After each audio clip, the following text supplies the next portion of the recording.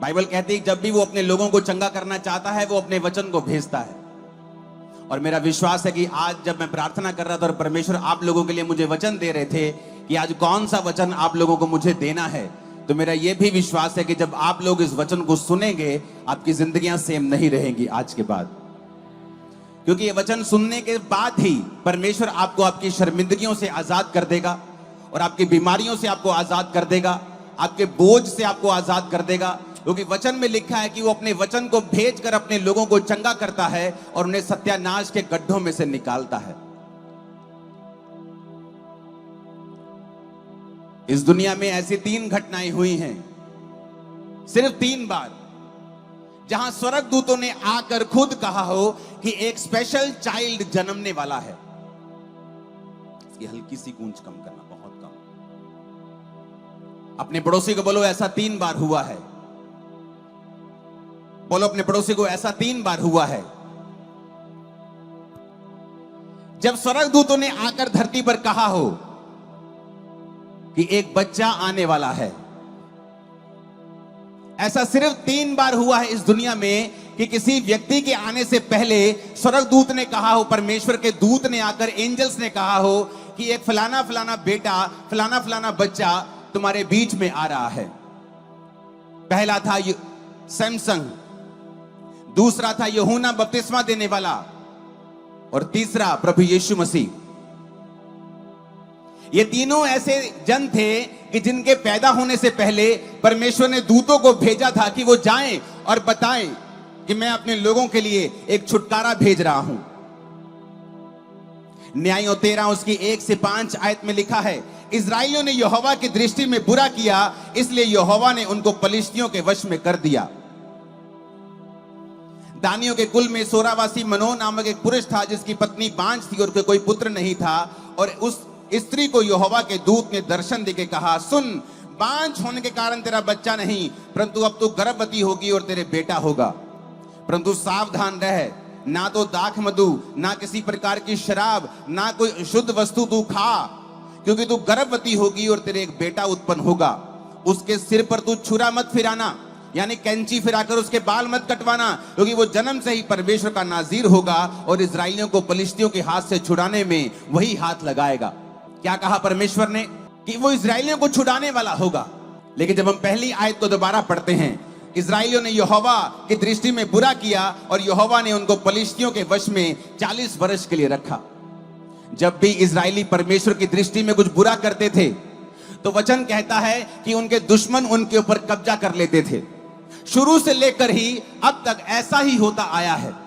जब भी परमेश्वर ने अपने लोगों को छुड़ाता था और वो लोग परमेश्वर से फिर पाप करने लगते थे, मूर्ति पूजा करने लगते, व्यभिचार करने लगते, और बाइबल कहती है वो पाप के कारण परमेश्वर फिर से उनको बंधुआई देता था। और यहां भी ऐसा हो रहा था। मिस्र से छुड़ाए जाने के बाद, मूसा के चमत्कारों को, परमेश्वर के चमत्कारों को देखने के बाद ये लोग सुधरे नहीं और परमेश्वर से अपने मुख को फेर लिया। जब आदमी परमेश्वर से अपने मुंह को फेर लेता है तो वचन कहता है कि शैतान उसके ऊपर कब्जा करेगा। वो चाहे जितना मर्जी समझदार हो, वो जितना मर्जी बड़ा हो, बड़े बड़े ओहदे के ऊपर हो या एक मजदूर हो, चाहे किसी देश का राजा हो, अगर वो परमेश्वर के वचन के अनुसार नहीं चलेगा तो वचन कहता है कि शैतान, बीमारियां, डिप्रेशन, नशे, अलग अलग तरह के दुख उसके ऊपर कब्जा कर लेंगे। पुराने नियम में वो कब्जा शारीरिक रूप में होता था और दूसरे देश उनके ऊपर कब्जा कर लेते थे। जब दूसरे देश कब्जा कर लेते थे तो वो फिर परमेश्वर की दुहाई देते थे, फिर परमेश्वर के सामने रोते थे, परमेश्वर हमें छुड़ा, हमें छुड़ा। और परमेश्वर फिर एक आदमी को भेजता था, अपने दासों को भेजता था, और वो उनको फिर परमेश्वर का वचन सुना के बोलते थे कि बेटा, बेटी, हे प्रजा के लोगों, तौबा कर लो, तो परमेश्वर फिर से विश्राम के दिन, शांति के दिन तुम्हारी जिंदगी में भेज देगा। तो वो फिर तौबा करते थे और फिर परमेश्वर उनको शांति देता था, फिर उनको चंगा करता था, फिर सांपों को, बीमारियों को उनकी जिंदगी से दूर कर देता था। और यहां पर वचन लिखा है कि जब उन्होंने परमेश्वर की दृष्टि में बुरा किया तो परमेश्वर ने एक फिर डिलीवरर को, एक छुटकारा देने वाले को उनके बीच में पैदा किया। स्वर्गदूत आया और कहा कि तेरे अंदर जो बांझपन है अब वो खत्म हो जाएगा, परमेश्वर तेरे को एक बेटा देगा, उसके सिर पे छुरा नहीं फिरना चाहिए। यह कब की बात है? यीशु मसीह के जन्म से 1000 साल पहले की। अगर 2000 साल हो गए यीशु मसीह को जन्म लिए, तो 1000 साल पहले, यानी ये घटना है आज से 3000 साल पहले की, जब दूत ने कहा इसके बाल लंबे रखना, इसके बाल मत कटवाना, क्योंकि ये परमेश्वर का नाज़ीर होगा और इजराइलियों को फिलिस्तियों के हाथ से यही छुड़ाएगा। क्योंकि परमेश्वर अपने लोगों को शुरू से छुटकारे का सुसमाचार देता आया है। परमेश्वर को नापसंद है आपका बंधनों में रहना। वो बंधन बीमारी का हो, वो बंधन गरीबी का हो, वो बंधन डिप्रेशन का हो, वो बंधन बांझपन का हो, वो बंधन किसी भी चीज का हो। परमेश्वर को नापसंद है आपका बंधनों में रहना। उसका नापसंद, वो परमेश्वर पसंद नहीं करता कि आप लोग बंधनों में रहें, बॉन्डेजेस में रहें, बीमारियों में रहें, गरीबी में रहें, श्रापों में रहें। तो परमेश्वर अपने छुटकारा देने वाले को समय समय पर भेजता रहता है। इस दुनिया में सिर्फ 3 इंसिडेंट ऐसे हुए हैं कि जब एक स्वर्गदूत ने धरती पर आकर बोला हो कि परमेश्वर का एक खास जन पैदा हो रहा है। और अगर आप तीनों जनों को देखेंगे, चाहे वो सैमसंग हो, चाहे वो यूहन्ना बपतिस्मा देने वाला हो, चाहे वो प्रभु यीशु मसीह हो, तीनों ने परमेश्वर के छुटकारे का समाचार लेकर वो इस धरती के ऊपर आए थे। आज जब हम वचन को पढ़ते हैं, हम क्या देखते हैं कि परमेश्वर शुरू से ही हमें छुटकारा देना चाहता है। वो छुटकारा, स्क्रीन बार बार बंद हो रही, तुम भी देख रहे हो, अंधे नहीं हो तुम। ये वाली, ये मेरे सामने वाली, अपने हाथों को उठा के बोलो हालेलुया। ऊंची आवाज में बोलो हालेलुया। अपने पड़ोसी को बोलो परमेश्वर सुसमाचार देने के लिए आया है, छुटकारे का सुसमाचार। ऊंची आवाज में बोलो छुटकारे का समाचार। फिर से बोलो ऊंची आवाज में छुटकारे का सुसमाचार। समय समय के ऊपर परमेश्वर अपनी मर्जी को आपको बताता आया है। और बाइबल कहती है उसने सैमसन को भेजा और वो आकर इजराइलियों को छुड़ाने लगा, फलिश्तियों को मारने लगा। और फलिश्ती कुछ भी नहीं कर पाते थे। आत्मा उतरता था सैमसन के ऊपर और गधे की जबड़े की हड्डी से वो 1000 मनुष्यों को मार देता था। कोई उसको पकड़ नहीं सकता था। जब आत्मा उस पे उतरता था तो कोई इस इंसान को पकड़ नहीं सकता था। वो पुराना नियम था। किसी किसी के ऊपर आत्मा उतरता था, किसी किसी से प्रभु बात करते थे। कोई कोई जन होते तो बोलते थे कि ये प्रभु का न्यायी है, ये परमेश्वर का जन है, ये परमेश्वर का प्रॉफिट है, ये परमेश्वर का दास है। कोई कोई जन होता था, सारे नहीं होते थे।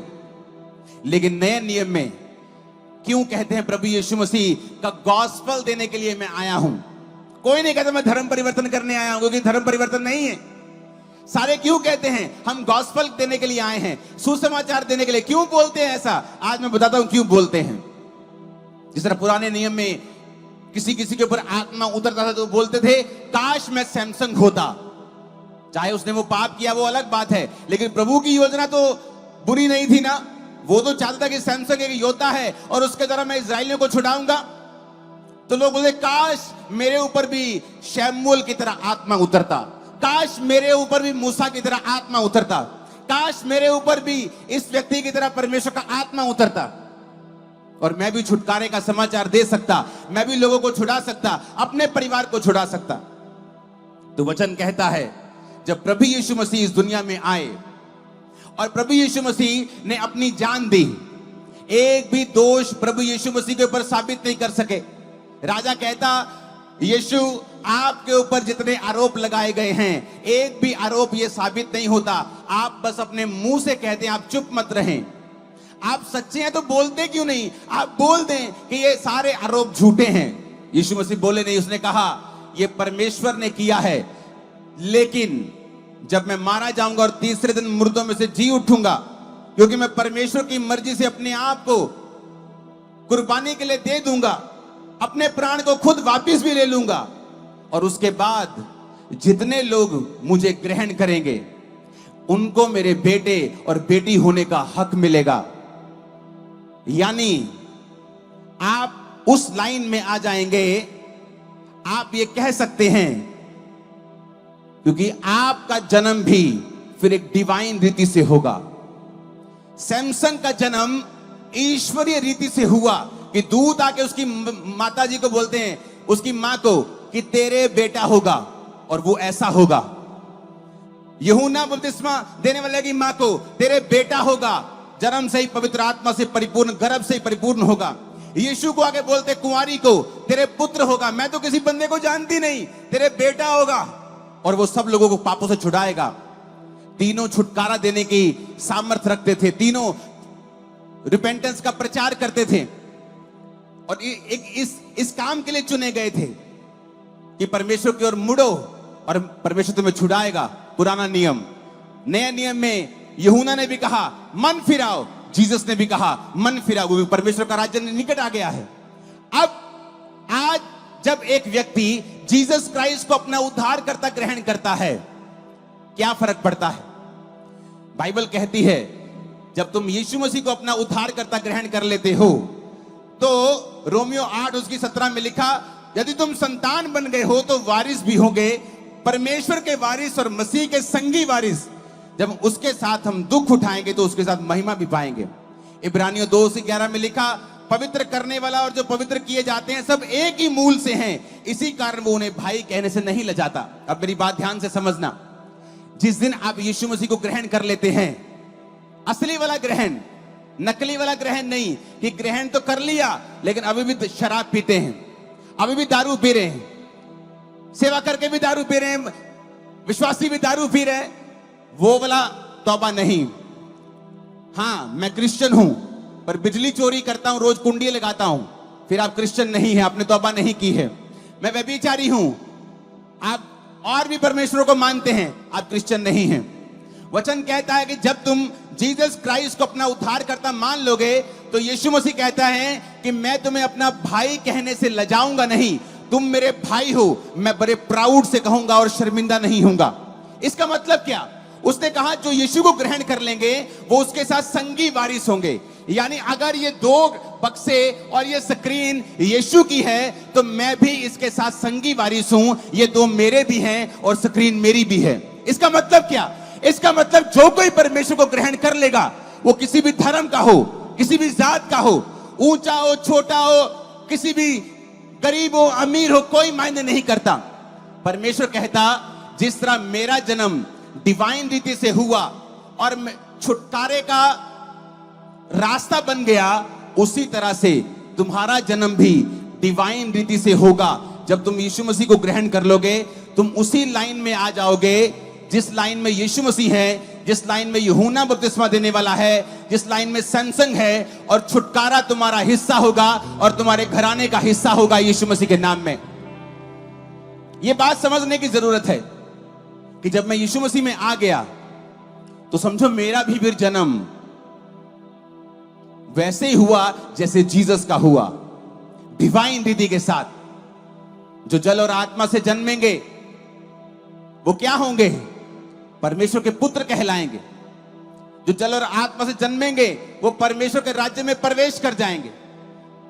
जल मतलब वचन के द्वारा बपतिस्मा लेना, आत्मा से जन्मना, नया जीवन पाना, पवित्र आत्मा को पाना। जब आप नया जन्म पा लेंगे आप उसी लाइन में आ जाएंगे जिस लाइन में प्रभु यीशु मसीह फिर कहता वो तुम्हें अपना भाई कहने से लजाएगा नहीं। फिर वो बंधन जो तुम्हारे ऊपर है, वो शैतान जो तुम पे कब्जा किए रहता है, तुम्हारी जिंदगी के ऊपर वो रह नहीं पाएगा, तुम्हारी लाइफ के ऊपर वो कब्जा नहीं कर पाएगा। या तो आप क्रिश्चियन हो सकते हो या डिप्रेशन के मरीज हो सकते हो।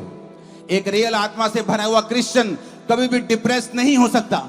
अगर वो है तो उसे परमेश्वर के करीब जाने की जरूरत है, पूरी तरह से तौबा करने की जरूरत है, क्योंकि आप उस लाइन में आ गए कि आप खुद छुटकारा देंगे लोगों को। आप खुद, यीशु मसीह ने कहा मैं तुमको जीवन जल का सोता बना दूंगा, तुम्हारे अंदर से जीवन जल का सोता बहेगा। तुम बात करोगे लोग छूट जाएंगे, तुम बात करोगे लोग आत्माओं से, दुष्ट आत्माओं से आजाद हो जाएंगे। मैं तुम्हें जीवन जल का सोता बना दूंगा।